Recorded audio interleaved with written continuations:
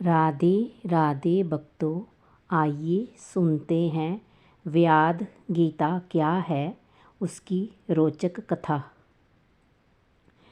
व्याद गीता में मार्कंडेय ऋषि युधिष्ठिर को ज्ञान देते हैं। ये गीता में महाभारत का हिस्सा है। दरअसल इस गीता में एक शिकारी या कहे कि बहेलिया एक ब्राह्मण सन्यासी को शिक्षा देता है।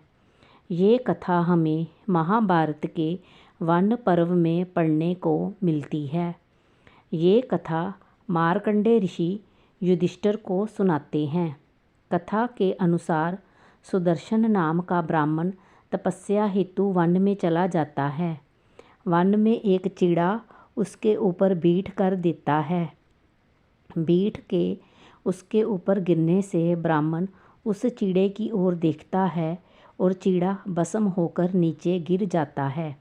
ये देखकर वह ब्राह्मण समझता है कि तपस्या सफल हो रही है। वह सोचता है कि उसे सिद्धि मिल गई।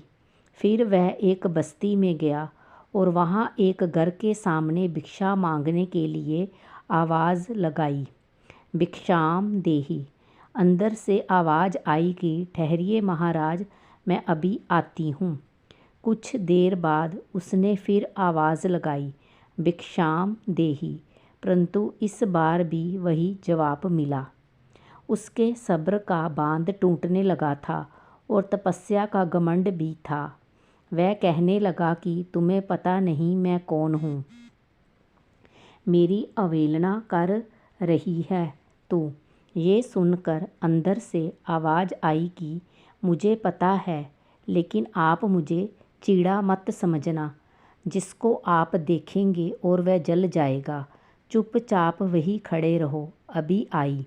ये उत्तर सुनकर वह तपस्वी ब्राह्मण आश्चर्य करने लगा कि इसको घर बैठे कैसे पता चल गया कि ये बात। मैं तो अभी अभी जंगल से आया हूँ। वह ब्राह्मण चुपचाप खड़ा रहा। थोड़ी देर बाद वह महिला भिक्षा लेकर आई। तब ब्राह्मण ने डरते हुआ पूछा, देवी हमें बताओ कि तुम्हें कैसे पता चला कि मैंने चीड़े को भस्म कर दिया है। उसने कहा, मेरे पास इतना समय नहीं है कि आपको बताऊं। आप अपनी भिक्षा लीजिए और यदि आपको इस विषय में जानना है तो अमुक शहर में चले जाइए। वहाँ पर एक वैश्य रहते हैं, वह आपको बता देंगे। वह ब्राह्मण उस वैश्य के पास गया। वह वैश्य अपने व्यवसाय में लगा था।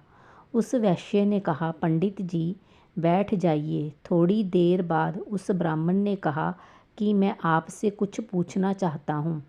ये सुनकर वैश्य ने कहा कि जी हाँ, मैं जानता हूँ कि आपको उस स्त्री ने मेरे पास भेजा है, क्योंकि आपने देखकर ही चिड़े को भस्म कर दिया था।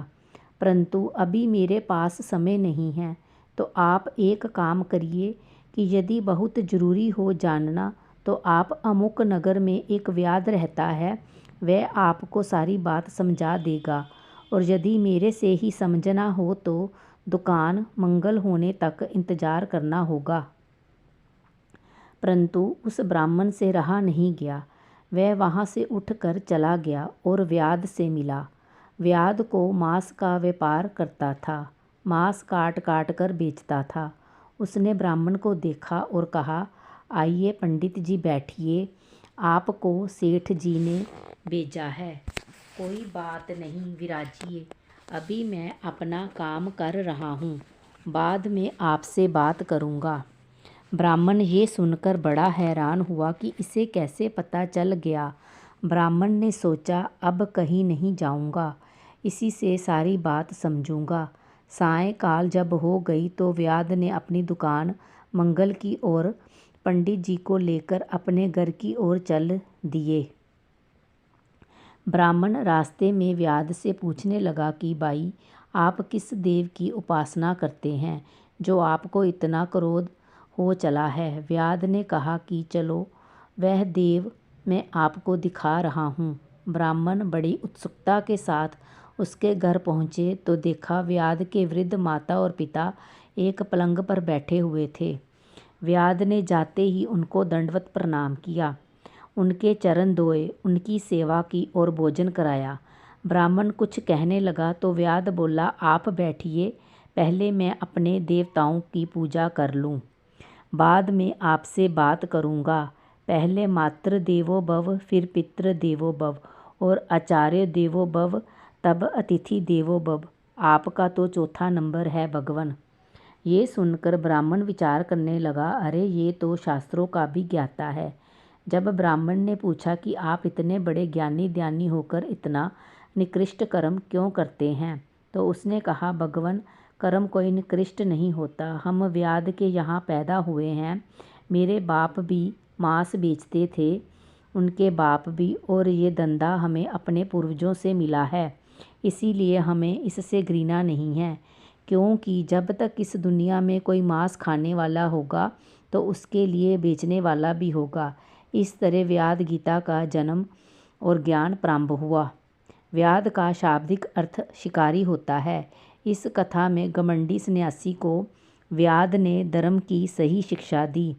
व्याध की मुख्य शिक्षा ये है कि कोई भी काम छोटा नहीं होता और कोई भी काम नीच या अशुद्ध नहीं है।